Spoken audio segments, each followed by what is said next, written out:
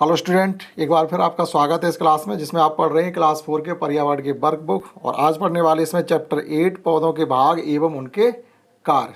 ये चैप्टर की जो एक्सरसाइज है काफ़ी लंबी है, तो इसमें हम इस क्लास में इसकी लगभग आधी एक्सरसाइज कराने की कोशिश करेंगे और जो बची हुई आधी एक्सरसाइज होगी वो आपको नेक्स्ट क्लास में पढ़ने के लिए मिलेगी। तो शुरू करते हैं फर्स्ट क्वेश्चन कि नीचे दिए गए बॉक्स में पौधों के विभिन्न भागों के नाम दिए गए और नाम और कार्य लिखने हैं। आपको एक पौधा बना हुआ है और जो उन्होंने साइन करके रखा है तो उस पर आपको ये लिखना है कि इस पौधे का ये भाग है, इसका ये नाम है और वह करता क्या है। जैसे कि ये पौधा है, इसमें देखिएगा सबसे पहले उन्होंने फल की तरफ इशारा किया है। तो फल का काम क्या होता है कि नए बीज उत्पन्न करना और हमारे लिए भोजन भी प्रदान करना। किसी पौधे के फल का ये कार्य होता है कि हम लोग उसको मतलब फल को खाते हैं तो एक तरीके से हमारे लिए भोजन का कार्य करता है। दूसरा है कि उसी फल से नए बीज निकलते हैं जो और पौधे उत्पन्न होने का कार्य भी किया जाता है। दूसरा इधर देखिएगा, ये तने की तरफ से इन्होंने साइन किया है तो इसका नाम तना होता है। इसका कार्य होता है पूरे पौधे को ज़मीन पर सीधा खड़ा रखना। फिर यहाँ पर उन्होंने पत्ती की तरफ इशारा किया तो पत्ती का कार्य होता है, मतलब ये पत्ती और पत्ती का कार्य क्या होता है, किसी पौधे के लिए भोजन बनाने का कार्य करना। और ये पतली पतली टहनियाँ हैं जो पत्तियों को सहारा देती हैं, अर्थात जिस पर पत्तियाँ लगती हैं। और नीचे ये दिया गया है जड़ों की तरफ इशारा इन्होंने किया, तो जड़ का कार्य क्या होता है कि किसी पौधे को मजबूती से ज़मीन में खड़ा रखना और खनिज लवण और पानी का अवशोषण करके पत्तियों तक पहुंचाना, जिससे वह प्रकाश संश्लेषण की क्रिया के द्वारा पूरे पौधे के लिए भोजन बना सकें। तो आप इसमें इतना लिख पाएंगे। नेक्स्ट क्वेश्चन है, नेक्स्ट है पेड़ पौधे सजीव क्यों कहलाते हैं। सजीव दो प्रकार की चीज़ें हमें देखने के लिए मिलती है, तो सजीव होगी या निर्जीव होगी, अर्थात जीवित या मरा हुआ। तो पौधे हैं एक जीवित श्रेणी में माने जाते हैं। क्यों माने जाते हैं, सिर्फ उसकी एक ही वजह होती है, पौधे अपना भोजन स्वयं बना सकते हैं, इसलिए पौधों को हम जीवित मानते हैं। पौधे का वह हिस्सा जो मिट्टी के अंदर होता है उसे जड़ कहा जाता है। और पौधे के तने पर पाए जाने वाले भागों के नाम लिखिए। पौधे के तने पर कौन कौन होता है, पौधे के तने पर पत्तियाँ होंगी, फल होंगे, फूल होंगे और क्या हो सकता है, इतनी चीज़ें होती हैं जो पौधे के तने पर पाई जाती हैं। यहाँ पर हमको दो प्रकार के जड़ तंत्र दिए गए, हमें उनके नाम लिखने और उनमें कुछ अंतर स्पष्ट करने हैं। ये जो जड़ होती है ये रेशेदार जड़ कहलाती है। और ये जड़ कहाँ होती है, जहाँ पानी की पर्याप्त मात्रा होती है, एक तो वहाँ के पौधों में मिलेगी। और जो जल में अंदर पौधे पाए जाते हैं उनके अंदर भी यही जड़ मिलेगी, क्योंकि इन्हें बहुत गहराई पर जाने की ज़रूरत नहीं पड़ती है पानी लाने के लिए। तो छोटे छोटे मूल रोम होते हैं, जैसे प्याज है, मक्का है, आपका धान है, जो ऐसे पौधे होते हैं उनके अंदर ऐसी ये रेशेदार जड़ें होती हैं, मतलब रोमों का एक गुच्छा होता है। और ये जो जड़ होती है मूसला जड़ कहलाती है, जो अपने अंदर भोजन का भी संग्रहण करती है। और ये जड़ वहाँ पाई जाती है जहाँ पानी की कमी हो, तो पानी की तलाश में ये जड़ गहराई तक चली जाती है और लंबी भी काफ़ी होती है और मोटी भी होती है। तो इस जड़ का नाम मूसला जड़ होता है और ये बड़े बड़े पेड़ों में पाई जाती है। यहाँ पर लिखा हुआ है जड़ में भोजन का संग्रहण होता है। किस जड़ में भोजन को संग्रहण करने की क्षमता होती है, तो वो मूसला जड़ होती है जिसमें भोजन को संग्रहण करने की क्षमता होती है। जैसे गाजर है, मूली है, अदरक है, आलू है, ये जड़ें अपने अंदर भोजन को संग्रहित करती है। इसी में शकलकंदी भी है, शलजम है, तो इनमें सभी में अपने अंदर भोजन को स्टोर करने की क्षमता होती है। निम्नलिखित में से कौन सा कार्य जड़ का नहीं है, जैसे जल एवं खनिज लवण का अवशोषण करना बिल्कुल है, पौधे को जमीन से बांधना ये भी कार्य है जड़ का, भोजन का निर्माण करना उपरोक्त सभी। भोजन का निर्माण करना जड़ का कार्य नहीं है, भोजन का निर्माण करना जो होता है वो एक पत्ती का कार्य होता है।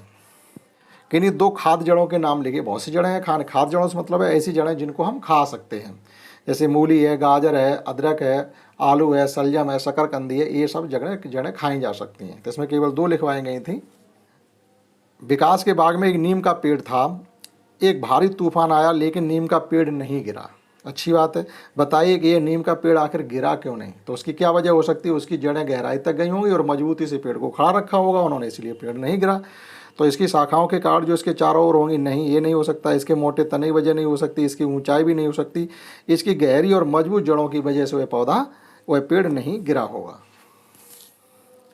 नीचे दिए गए कार्यों में से कौन सा कार्य तने का कार्य नहीं है, जैसे पौधे को खड़ा रखना तने का कार्य है, मूल रोमों द्वारा अवशोषित पानी एवं खनिज लवण को पत्तियों तक पहुंचाना ये भी तने का कार्य है, पौधे को छाया प्रदान करना ये तने का कार्य नहीं है, छाया प्रदान करना कार्य जो होता है वो पत्ती का होता है। और भोज पदार्थ का संग्रहण करना, बहुत से पौधे ऐसे जिनके भोजन का जो संग्रहण होता है वो तने के अंदर होता है, तो इसका जो ऑप्शन हो जाएगा वो तीसरा वाला सही हो जाएगा, मतलब छाया प्रदान करना तने का कार्य नहीं होता है।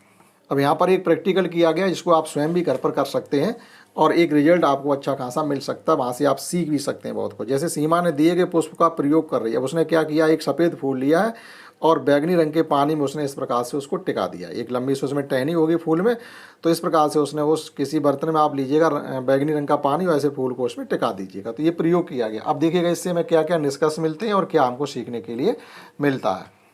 ये एक दिन बाद सीमा ने फूल में क्या देखा। अब क्या होगा, एक दिन के अंदर कुछ प्रकाश संश्लेषण की क्रिया होगी और पौधे का रंग वैसा ही हो जाएगा जैसे पानी में वो है टिका के या उसकी टहनी को डुबा के रखा गया। तो बैगनी रंग की हो जाएगी। तो एक दिन बाद फूल का रंग बैगनी रंग का हो जाएगा। इस प्रयोग से सीमा क्या समझना चाहती है, देखिएगा इस प्रयोग से यह ज्ञात होता है कि जड़ें जमीन से जल व खनिज लवण आदि का अवशोषण कर पौधे के विभिन्न भागों तक पहुंचाते हैं। यहाँ से ये हमको पता चलता है। तो जैसी उसकी जड़ या टहनी जो भी होगी वो पानी का अवशोषण करके फूल तक पहुंचा रही है, तो फूल का रंग भी उसी प्रकार से चेंज हो रहा है। प्रयोग के अंत में सीमा ने क्या अवलोकन किए, ये भी हमको विस्तार रूपक बताना है। देखिएगा तो प्रयोग के अंत में सीमा ने देखा होगा कि पौधे के तने में केश नलियाँ होती हैं जो जल व खनिज लवणों को पौधे के विभिन्न भागों तक पहुंचाती हैं। यानी जो पौधा जो तना उसका पानी में बैगनी पानी में हमने डुबा रखा है उसमें पतली पतली केश नलियाँ से मतलब वो तो बहुत रोए बाल की तरह पतली नलियाँ होती हैं जिनसे होकर के पानी पौधे के विभिन्न भागों तक पहुँचता है। उनको हम केश नलियाँ कहते हैं। तो उनके द्वारा पौधे के फूल तक पानी पहुँचा होगा और फूल का रंग बैगनी हो गया होगा। अब हमको आगे पूछा गया, नीचे दी गई तस्वीर में 3 अलग अलग प्रकार के पौधों को दिखाया गया है। ठीक, जैसे यहाँ पर एक पौधा दिखाया, इसका तो नाम नहीं लग रहा है, समझ में आ रहा कौन सा हो सकता है। यहाँ पर गुलाब लग रहा है और ये आम का पेड़ लग रहा है। अब इनके विषय में हमको अलग अलग जानकारी आपको देनी है। जैसे पहले तने के बारे में लिख रहा है, तो तने के बारे में इसमें लिखिए इसका तना जो है पतला लंबा है जिससे पौधा अधिक बड़ा नहीं हो सकता। और यहाँ पर गुलाब का क्या होता है, गुलाब का की जो तने होते हैं वो एक ही जगह से कई तने निकलते हैं तो फिर वो झाड़ का रूप ले लेता, बहुत बड़ा पेड़ गुलाब का नहीं बनता। लेकिन आम का क्या होता है, मजबूत तना होता है और ये पेड़ का रूप ले लेता है। अब खाने योग्य फल, ये पौधा भी खाने योग्य फल नहीं दे पा रहा है क्योंकि उसकी जानकारी नहीं लग रही है कि आखिर कौन सा पौधा हो सकता है। कोई जैसे अमरूद का पौधा होगा तो खाने योग्य फल मिलेंगे, लेकिन गुलाब से हमें किसी प्रकार के खाने योग्य फल नहीं मिलते हैं और आम के पेड़ से हमें खाने योग्य फल मिलते हैं। अब यहाँ पर हमें बहुत से फलों के नाम दिए गए, जैसे आम है, बरगद है, अंगूर है, बागान बेल है, बेर है, अमरूद है, पीपल है, घास है, तरबूज है, तुलसी है, गुलाब है, गुड़हल है, नींबू है और नीम है। इनको कैटेगराइज करना है, कौन इनमें बेल है, कौन इनमें झाड़ी है और कौन इनमें पेड़ है। तो देखिएगा बेल कौन सी होती है, बेल या तो किसी पेड़ के या किसी सहारे से पौंधती है उसके ऊपर या ज़मीन पर पौंधती है। जैसे तरबूज है, खरबूज है, कद्दू है, लौकी है, करेला है, तोरई है, ये सब क्या होती है, बेलें होती है। अंगूर है, ये बेलें होती हैं। और झाड़ी कौन सी होती है, जैसे झाड़ी में आपका चला जाएगा तुलसी है, अंगूर है, आंवला है, वो अंगूर नहीं, नींबू है, आंवला है और ककरौंदा है, ये सब झाड़ियाँ होती हैं। और पेड़ तो हम लोग जानते हैं जो बड़े पेड़ होते हैं जिनके ऊपर हम चढ़ सकते हैं, झूला डाल के झूल सकते हैं, जिन पर बड़े बड़े फल आते हैं, वे ही पेड़ होते हैं। तो इनको हम कैटेगराइज करेंगे। बेर में जो बेल है इसमें कौन कौन सी होगी, अंगूर या तरबूज होगा। झाड़ी में घास, तुलसी, गुलाब, गुड़हल, ये सब झाड़ियाँ होती हैं, बड़ी बड़ी पेड़ नहीं होते हैं। और पेड़ में आपका आ जाएगा अमरूद, बरगद, बेल और बेर का भी बड़ा सा पेड़ होता है, अमरूद है, पीपल है और नीम है। तो ये पेड़ में चले जाएंगे। इस प्रकार से इनको कैटेगराइज किया जा सकता है। नीचे दिए गए चित्र में 2 पौधे दिए गए हैं जिसमें से एक लकड़ी के खंभे पर इस प्रकार से उसको निर्भर करता है, दूसरा किसी पेड़ पर निर्भर करता है। तो आखिर ऐसा क्या है, ये मूल नहीं है, यानी कह रहे ये मूल नहीं है, ऐसा हो सकता है। ये बीजों से नहीं बनते हैं, ऐसा हो सकता है क्या, या इन्हें सहारे की ज़रूरत होती है, ये अपना भोजन स्वयं नहीं बना सकते। भोजन स्वयं बना सकते हैं लेकिन अगर ऊपर चढ़ना चाहते हैं किसी पर तो इनको सहारे की ज़रूरत पड़ती है। यानी बहुत से पौधे ऐसे होते हैं दूसरे के सहारे, जैसे अमरबेल है। और नेक्स्ट है नीचे कुछ पत्तियाँ, ये चित्र इस प्रकार से पत्तियों के दिए गए, उनको आपको अवलोकन करना है, उनके बारे में बताना है। तो सुनीता कहती है सभी पत्तियों में शिरा होती है। देखो शिरा सभी पत्तियों में है भाई, अगर शिरा नहीं होगी तो कोई पत्ती किसी पेड़ से जुड़ेगी कैसे। अंकित कहता है सभी पत्तियों का आकार समान होता है। क्या सभी पत्तियों का आकार समान है, नहीं है। तो कुल मिला के अंकित सही बात नहीं कह रहा। अब रमेश क्या कहता है, पत्तियों को उनके सिरों के आधार पर वर्गीकृत किया जा सकता है। बिल्कुल वर्गीकृत किया जा सकता है। किसी का सिरा छोटा होगा, किसी का बड़ा होगा, किसी का मोटा होगा, किसी का पतला होगा। तो कुल मिला के जो सुनीता और रमेश हैं ये दोनों बातें सही कह रहे हैं, ये हमको बताना था।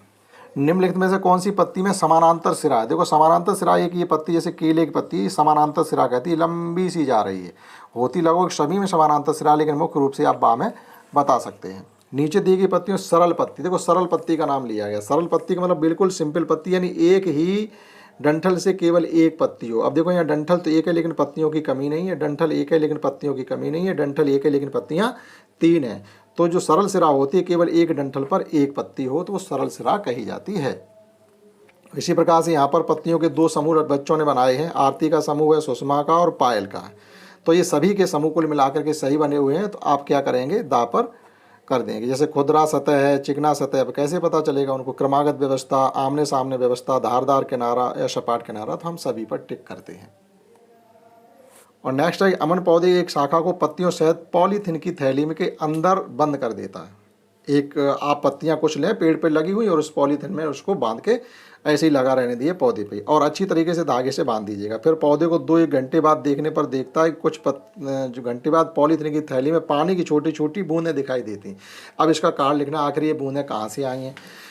तो इसका जो वजह होती है वो केवल ये होती है, देखो पत्तियों के पास जड़ के द्वारा पानी पहुंचता है, जिससे वह पत्तियां सूर्य के प्रकाश की उपस्थिति में अपना भोजन बनाती, जिसे हम प्रकाश संश्लेषण कहते हैं। बाष्पोत्सर्जन क्या होता है, वही बाष्पोत्सर्जन होता है अतिरिक्त पानी को पत्तियों के द्वारा बाष्प बना करके वायुमंडल में उड़ा देना। पत्तियों द्वारा अतिरिक्त जल को बाष्पीकरण करना, यही होना चाहिए। पत्तियों द्वारा अतिरिक्त शर्करा नहीं, पेड़ पौधे द्वारा भोजन बनाना नहीं, जब पौधा शर्करा को ऊर्जा के रूप में परिवर्तित करता नहीं। तो इसका फर्स्ट ऑप्शन इसे ही होना चाहिए, अतिरिक्त पानी को पत्तियों के द्वारा बाष्पीकरण कर देना ही बाष्पोत्सर्जन कहलाता। पेड़ पौधे शोषण करते वक्त देखो ऑक्सीजन गैस को लेते हैं। इसमें कार्बन डाइऑक्साइड 2 का ही रोल होता है, नाइट्रोजन हाइड्रोजन होती नहीं है। जब शोषण करते हैं तो ऑक्सीजन लेते हैं मुख्य रूप से। और जब बाष्पोत्सर्जन को प्रभावित करने वाले कारक कौन से होते हैं, देखो वायु, तापमान, प्रकाश, ये सभी बाष्पोत्सर्जन को प्रभावित करने वाले कारक होते हैं। और लास्ट क्वेश्चन ये है, इसके बाद जो बची हुई क्वेश्चन आपको सेकंड क्लास में पढ़ने के लिए मिलेंगे। तो लास्ट क्वेश्चन ये, श्वसन और बाष्पोत्सर्जन में अंतर क्या होता है। देखो श्वसन में क्या होते हैं, पौधे सांस लेते हैं, अर्थात रात्र में पौधों में श्वसन की क्रिया होती है, जो कि रात्र में होती है और रंध्रों के द्वारा होती है। और बाष्पोत्सर्जन में क्या होता है, पौधे बाष्प छोड़ते हैं दिन रात, और बाष्पीकरण की प्रक्रिया पौधों में दिन रात चलती है, और होती ये भी रंध्रों के द्वारा ही है। पत्तियों के अंदर रंध्र पाए जाते हैं, स्टोमेटा कहते हैं, उनके द्वारा ही बाष्पन भी होता है, उनके द्वारा ही श्वसन भी होता है, सब प्रक्रिया उनके द्वारा होती है। लेकिन श्वसन रात में होता है, जिसमें पौधे ऑक्सीजन लेते हैं, और बाष्पोत्सर्जन दिन रात 24 घंटे चलता रहता है, चाहे कोई टेम्परेचर हो, चाहे आंधी तूफान बारिश कुछ भी हो रही हो, बाष्पीकरण हमेशा होता रहता है। तो इतना इसमें अंतर लिखा जा सकता है। मिलते हैं नेक्स्ट क्लास में, जो बची हुई क्वेश्चन उसमें, तब तक के लिए जय हिंद जय भारत।